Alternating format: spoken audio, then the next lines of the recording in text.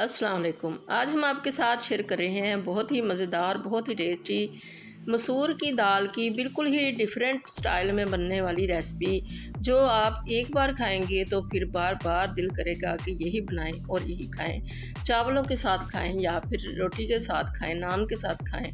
इसका बिल्कुल different flavour आएगा, बिल्कुल डिफरेंट इसका टेस्ट आएगा।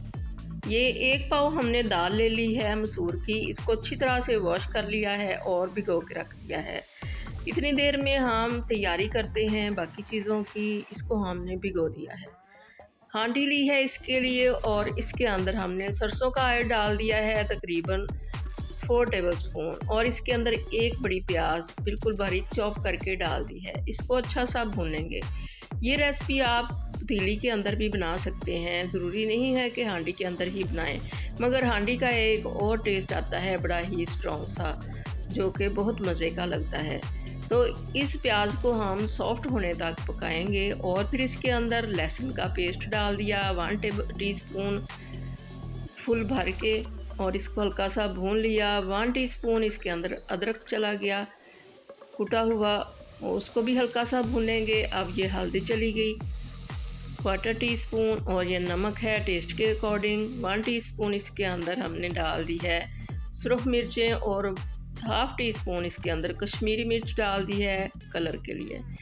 तो इसके अंदर पानी ऐड कर दिया, सब्ज़ मिर्चें ऐड कर दी 4 से 5 बारीक कटी हुई, और इसको अच्छा सा हम भूनेंगे। इतनी देर भूनना है कि इसका जो ऑयल है ये ऊपर आ जाए। ऑयल हमारा ऊपर आ चुका तो इसके अंदर हमने दाल को अच्छी तरह से पानी निकालने के बाद डाल दिया। अब फुल फ्लेम कर ली है और दाल को अच्छी तरह से भूनेंगे। इतनी देर भुनना है कि साइडों पे लगने लग जाए। तो फिर इसके अंदर पानी ऐड कर दिया, और पानी ऐड करने के बाद इसको अच्छी तरह से मिक्स किया, और मिक्स करने के बाद इसको कवर करके रख देंगे इतनी देर के लिए कि ये अच्छी सी गल जाए। तो जैसे ही इसके अंदर बॉयल आएगा तो फिर इसका जो हमने ढक्कन लगाना है इसको थोड़ा सा हटा देना है, क्योंकि ये बाहर ना निकले। तो शुरू में हमने फुल फ्लेम करके इसको बॉयल आने तक इसी तरह से कवर करके रख दिया। तो ये अब बॉयल आने लग गया है, बड़ी अच्छी सी हमारी दाल कुक हो रही है।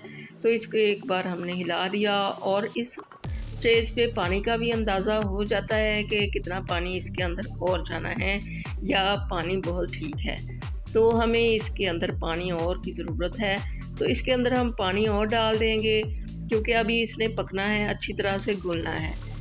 अच्छी तरह से ये घुल मिल जाएगी तो फिर ही दाल की कंसिस्टेंसी अच्छी लगेगी।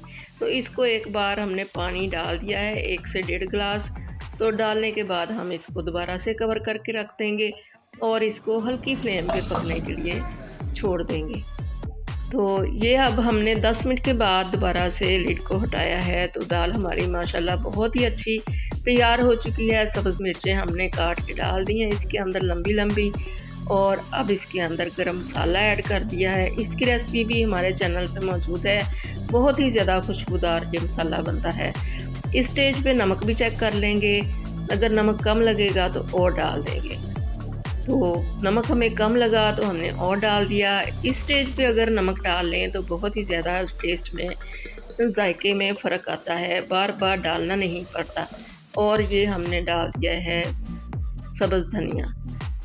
तो गार्निशिंग हो गई है दाल की। दाल को अब हम निकाल लेंगे, उतार लेंगे, सर्विंग के लिए रेडी हो चुकी है।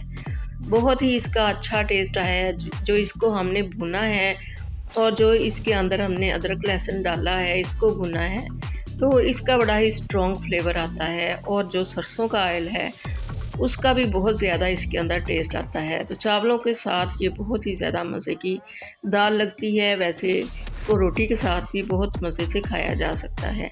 तो इस तरह से आप भी बना के देखें। अल्लाह करे ये रेसिपी आपको बहुत ज़्यादा पसंद आए और आपकी बहुत अच्छी बने। दुआओं में याद रखिएगा। अल्लाह हाफ़िज़।